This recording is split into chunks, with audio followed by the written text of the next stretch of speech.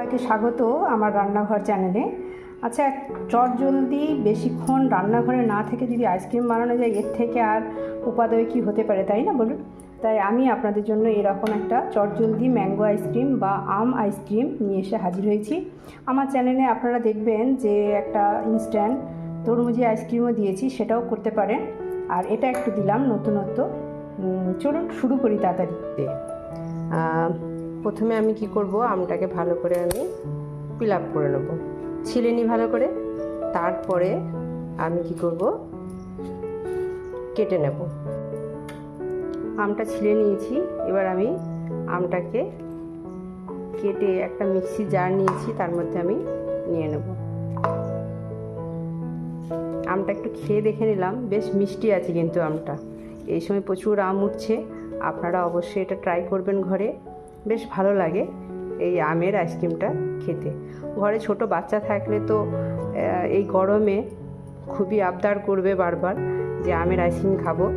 তাই ঘরে তৈরি যদি এরকমভাবে আইসক্রিম তৈরি করে দেওয়া যায়, তাতে কি হয়, হেলদিও হলো এবং হাইজিন মেনটেন করাও হলো। বাচ্চাদেরকে অনেকেই আমরা বাইরের খাবার খুব একটা খাওয়াতে পছন্দ করি না, তাই সেই দিক থেকে আমরা ঘরোয়া এইভাবে কিন্তু করতেই পারি। সামান্য একটু এখানে আমের একটু অংশটা একটু খারাপ আছে, আমি চেঞ্জ করে দিলাম। এটাকে আমি ভালো করে এটা মিক্সি জারে পিষে নেব। দেখুন, আমি মিক্সিতে ভালো করে এটাকে আমি পেস্ট করে নিয়ে চলে এসেছি। এবার আমি একটা বাটি নিয়েছি, বাটিতে সামান্য দুধ নেব, বেশি নেব না, সামান্য নেব। আমার যেহেতু আমের যে আইসক্রিমটা আমি করতে যাচ্ছি সেটা খুবই কম পরিমাণ আছে, তাই আমি কম করেই দুধ নিলাম। এর সাথে আমি এটা আছে, এর মধ্যে মিক্সিংটার মধ্যে আছে কাজু, তারপরে আলমন্ড, চিয়া সিড নেই, ফ্লেক্স সিড আছে, আর মাখানা আছে। সেটা আমি গুঁড়ো করে রাখি। আপনাদেরকে একবার আমি প্রোটিন লাড্ডু যেটা দেখিয়েছিলাম আমার চ্যানেলে, আমি এরকম ইনস্ট্যান্ট সেটা গুঁড়ো করে সবসময় রেখে দিই। এটা আমার নানা কাজেই লাগে, লাড্ডু বানাতে তো লাগে, মাঝে মাঝে এমনিও খাওয়াতে, মানে এই যে দুধ দিয়ে এইভাবে খেতেও কিন্তু খুব দারুণ লাগে। এর সাথে কর্নফ্লেক্স দিয়েও খাওয়া যায়, খুব সুন্দর টেস্ট লাগে একটা। আমি এর মধ্যে ওইগুলোই দিয়ে দিলাম। আমি আর আলাদা করে বাদাম বা অন্য কিছু গুঁড়ো করলাম না, যেহেতু এর সাথে আমার বাদামটা বেশ বেশি পরিমাণেই দেওয়া আছে, সেই জন্য আমি আর কিছু করলাম না। আমি এর সাথে আমের যে পিউরিটা করে রেখেছি, পেস্টটা, সেটা এর সাথে আমি দিয়ে দিলাম।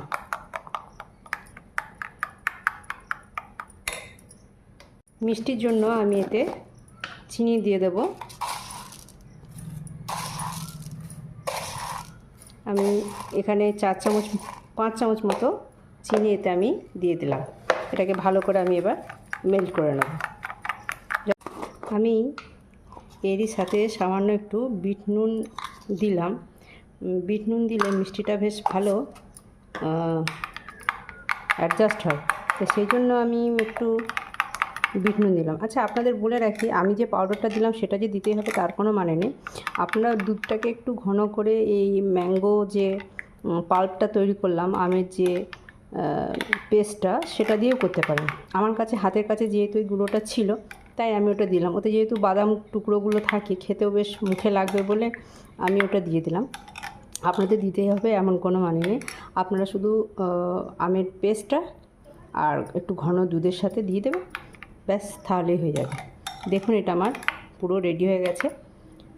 এবার আমি এটাকে একটু ভালো করে মুছে নিই, দিয়ে ফ্রিজে জমতে দিয়ে দেবো। ভালো করে মুছে নিই। আচ্ছা, আপনাদের মধ্যে কারো যদি মনে হয় যে না, আমি আরও হেলদি চাই, তাহলে চিনির বদলে মিষ্টি দিতে পারেন, বা জাগরি পাউডারও দিতে পারেন, বা গুড় দিয়েও করতে পারেন।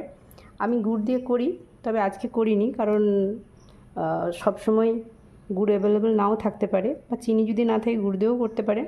তো গুড় দিলে একটু টেস্টটা একটু অন্যরকম হয়ে যায়, সেই জন্য আপনাদের পছন্দ মতো আপনারা করতে পারেন। এরকম করে ম্যাঙ্গো আমি আমকে কেটে একটু সাজিয়ে দিয়েছি সুন্দর করে।